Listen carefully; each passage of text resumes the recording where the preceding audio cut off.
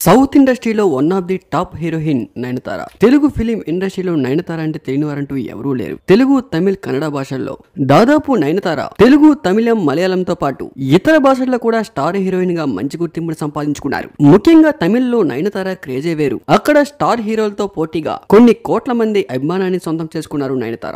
Lady warranted సినిమాలలో నటిస్తూ తమిళనాడు తనకంటూ ప్రత్యేకమైన గుర్తింపును సంపాదించుకున్నారు నయనతార.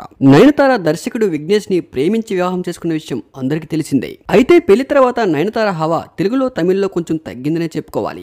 వివాహం తర్వాత నయనతార సినిమాలో కొంచెం దూరంగా ఉన్నారు. వివాహ బంధం కూడా అంత సాఫీగా సాగలేదని చెప్పుకోవాలి. పెళ్లి తర్వాత నయనతార పలు వివాదాల్లో చిక్కుకున్నారు. సరోగసి ద్వారా పిల్లల్ని కనడం తెలుగు, తమిళ్, మలయాళం, కన్నడ ఇండస్ట్రీలో పెద్ద దుమారమే రేపింది. ఆ ప్రాబ్లం సాల్వ్ అయిందన్నప్పటికే నయనతార నటించిన అన్నపూర్ణ సినిమా వివాదంలో చిక్కుంది. హిందువుల మనోభావాలు దెబ్బతీసే విధంగా సినిమా ఉందంటూ చాలా మంది అప్పట్లో హిందూ సోదరులు కోర్టును కూడా ఆశ్రయించారు. నయనతారకు పెళ్లి తర్వాత కష్టాలు మొదలవుతాయని ప్రముఖ జ్యోతిష్యుడు వేణుస్వామి ఎప్పుడో చెప్పారు. అంతేకాకుండా ఆమె త్వరలో విడాకులు తీసుకుంటారు అని కూడా చెప్పారు. ఇప్పుడు మళ్ళీ వేణుస్వామి జ్యోతిష్యం ఫలించింది. అప్పట్లో సమంత, నాగచైతన్య విడిపోతారు అని ఎలా చెప్పారు, రీసెంట్ గా నయనతార, విఘ్నేష్ కూడా విడిపోతారు అని క్లారిటీగా చెప్పారు. పెళ్లి టైంలోనే కళాఖండిగా చెప్పేశారు జ్యోతిష్యుడు వేణుస్వామి. నయనతార గారు తాజాగా తన సోషల్ మీడియా మాధ్యమంలో ఒక పోస్ట్ ని షేర్ చేసుకుంటూ వచ్చారు. ఆ పోస్ట్ లో తన వైవాహిక జీవితం గురించి ఆసక్తికరమైన కామెంట్స్ కూడా చేశారు నయనతార గారు. ఇప్పుడు సౌత్ ఇండస్ట్రీలో టాక్ ఆఫ్ ది టౌన్ గా మారింది ఆ పోస్ట్. ఈ విషయంపై నయనతార అభిమానులతో పాటు తెలుగు సినీ ప్రేమికులు కూడా ఈ విషయంపై చర్చించుకుంటూ ఉన్నారు.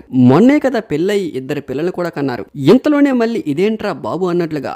ఎందుకో అర్థం కాదు. తెలుగు ఫిలిం ఇండస్ట్రీ అనే కాదు, ఏ ఫిలిం ఇండస్ట్రీలో కూడా పెళ్లి తర్వాత ఎక్కువ కాలం ఎవరు కూడా వైవాహిక జీవితాన్ని గడపకుండా విడిపోతూ ఉన్నారు. మరి దీనికి కారణం ఆ దేవుడికే తెలియాలి. మరి ఈ విషయంపై మీ అభిప్రాయాన్ని కామెంట్ రూపంలో తెలపండి. Thank you for watching.